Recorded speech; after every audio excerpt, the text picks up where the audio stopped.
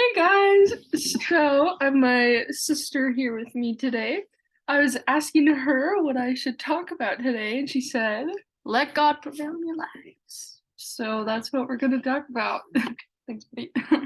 So, I wanted to read from the talk, Let God Prevail by President Nelson from my church. Um, and just to start off, there's a part within the talk that talks about how President Nelson's daughter, I think it was her daughter-in-law, no, oh, he's the grandpa. Okay. Well, anyways, so her father was dying. He was passing away, and she was really scared. And so she turned to President Nelson, and asked for help. And he just said one word to her, and he just said myopic. And she was talking about how she was wondering like why he would say that, and she really just wanted some inspired counsel or something to help her. But then she said that she kept thinking about it, and the word myopic means nearsighted. And so she says, myopic caused me to stop, think, and heal. That word now fills me with peace. It reminds me to expand my perspective and seek the eternal. It reminds me that there is a divine plan and that my dad still lives and loves and looks out for me. Myopic has led me to God. And I just love that quote that not only does she talk about expanding her perspective and trying to see the eternal perspective, trying to see beyond what is happening right now and what is happening in our future, what God has planned for us, and within the eternal scheme of things, that she's able to know that it's not the end with her family, that she'll be able to see him again. And she talks about how that brought her peace. And I don't know, just for me in my life, like I kind of talked about a little bit, just knowing that this life is not the end also brings me a lot of peace. Knowing that someday I will be able to be with my family forever because of Jesus Christ is something that I just treasure. It's something that I hold on to dearly, and I want for every single person to be able to be with their family forever. And I know that it's through Jesus Christ and through the Church of Jesus Christ that that is possible, that we can be sealed to our families forever. And so that's one important truth I wanted to talk about with you all. But he also talks about how by choosing to let God prevail, she is finding peace. But what does it really mean to let God prevail, right? I don't know if any of you, I'm sure a lot of you have heard that word prevail. But I think that this set of questions by President Nelson kind of defines what it really means to let God prevail. So he says, regardless of race, regardless of who you are you willing to let God prevail in your life? Are you willing to let God be the most important influence in your life? Will you allow His words, His commandments, and His covenants to influence what you do each day? Will you allow His voice to take priority over any other? Are you willing to let whatever He needs you to do take precedence over every other ambition? Are you willing to have your will swallowed up in His? And I was just at a conference actually, like just barely, where we were talking about how we can help other people come to know Jesus Christ. And part of what they were talking about, they actually read this quote, and I didn't actually realize that they read this quote until, so I think it's actually kind of really cool that my sister told me we should read this talk. But this part where it says, are you willing to let whatever he needs you to do take precedence over every other ambition? And that really hit me, honestly. Little background. Um, for whoever's watching, I'm sorry you have to know so much about my life.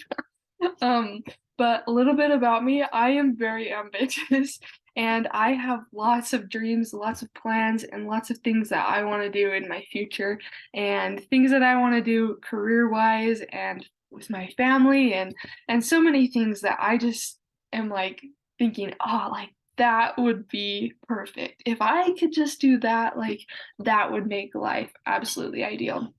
But when I heard this, then it just made me think that those ambitions that I have and those things that I want are not as important as what God wants. That doing God's work is way more important.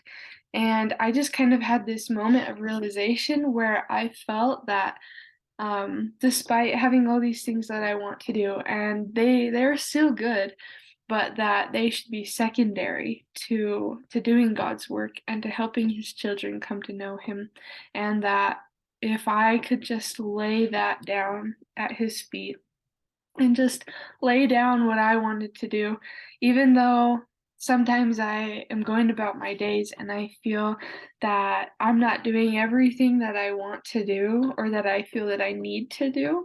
If I am helping God and I am serving his children, I am successful and I am succeeding, and that is what is most important.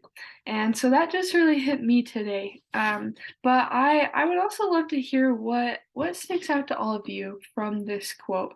What do you all feel that you need to do to let God prevail in your life? What do you need to do or sacrifice to let God be the most important influence in your life?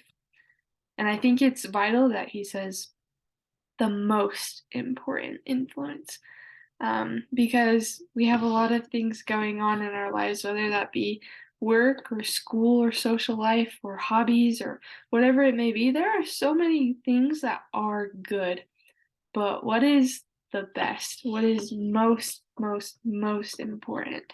And I know that's God. And I also know that President Nelson has made many promises to us um, about um, about the miracles that come into our lives when we let God prevail. There's one thing that he talks about right here. He says that, like, he's talking about how Satan and the devil are working extra hard on all of us, and it's kind of a fight, honestly, and a lot of people don't realize that. But he says here, the only way to survive spiritually is to be determined to let God prevail in our lives, to learn to hear his voice, and to use our energy to help gather Israel or to help God's children come to know him, is kind of what I think of as gathering Israel.